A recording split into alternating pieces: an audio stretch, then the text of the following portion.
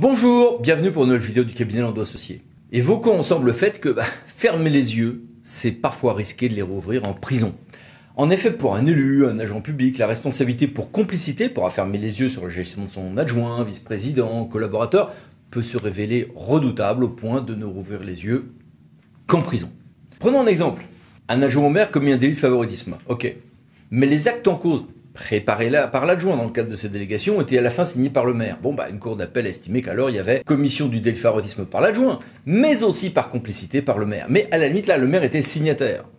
Également, d'autres jurisprudences nous disent que si les délits ont été commis par une commission d'appel d'offres, au stade de la commission d'appel d'offres, ou autre, le maire qui n'avait pas assez contrôlé ce qui avait été fait, par exemple par la CAO ou par ses services, pouvait être complice par ses négligences d'une certaine manière.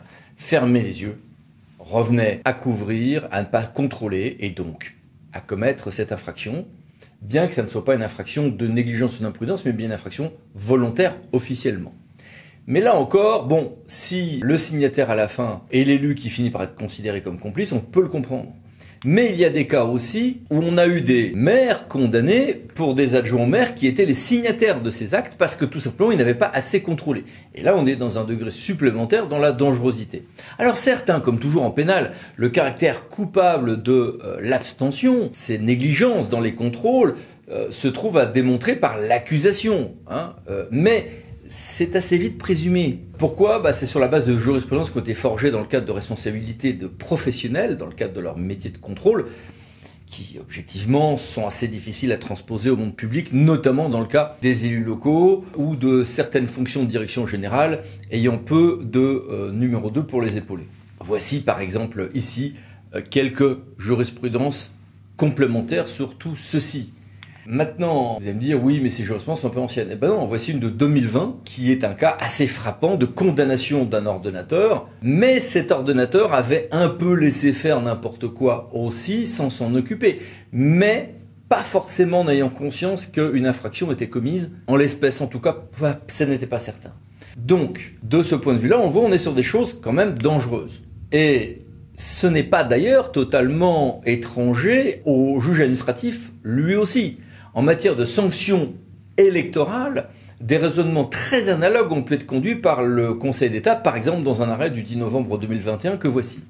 Ceci dit, c'est pas non plus automatique. Par exemple, une cour d'appel a récemment relaxé un président de communauté. Ce président voit un élu participer à la passation d'un contrat entre la communauté et le fils de cet élu.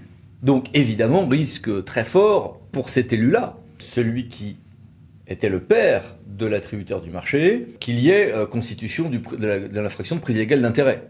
Et de fait, cette personne a été condamnée.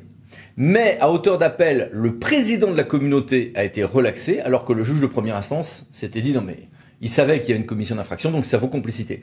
Non, la cour d'appel d'Agen dit non, il n'y a pas de complicité pour avoir juste omis d'informer, d'avertir cet élu. Ce n'est qu'une cour d'appel. Je vous ai cité d'autres jurisprudences tout à l'heure qui étaient un peu plus inquiétantes.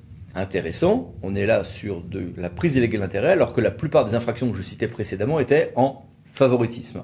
Mais le raisonnement est évidemment le même. Alors concrètement, je fais quoi ? D'abord, je vais évidemment anticiper très en amont les risques. Je vais désamorcer les informations sensibles, faire des formations pour mes collaborateurs, les élus, etc.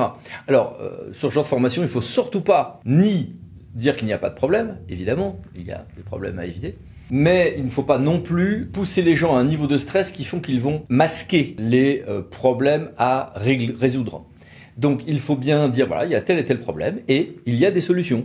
Sur le favoritisme, ça va être le respect de certaines règles, ça va être une analyse extra-analysée aux besoins juridiques sur telle ou telle situation. Sur la prise illégale d'intérêt, ça va consister à travailler sur les délégations de fonctions pour les élus, aux fiches de poste pour les agents, mettre en place ce qui doit être fait en termes de déontologue et de procédure de déport. Il y en a plusieurs pour la prise illégale d'intérêt.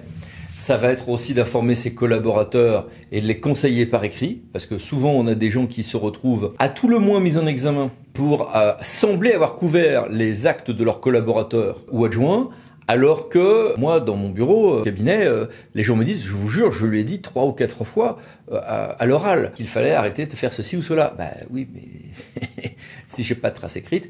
Inversement, parfois on fait des traces écrites, mais en renforçant sur le fait qu'il y a du pénal. Bah non, ça devient compliqué, parce que ça devient une non-dénonciation d'infraction dont la connaissance, la complicité peut se retrouver encore plus gravement constituée.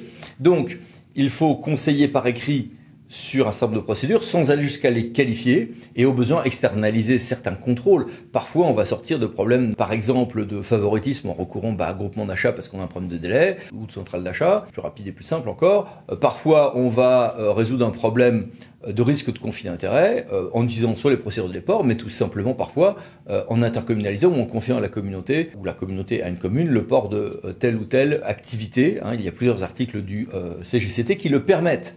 Alors, attention, tout ce que je viens de vous dire là, ça porte sur les infractions dites volontaires. Les raisonnements en matière d'infractions dites de négligence ou d'imprudence sont totalement différents. Voilà. À bientôt pour d'autres vidéos du cabinet Landau Associés. Pensez à vous abonner. Merci, au revoir.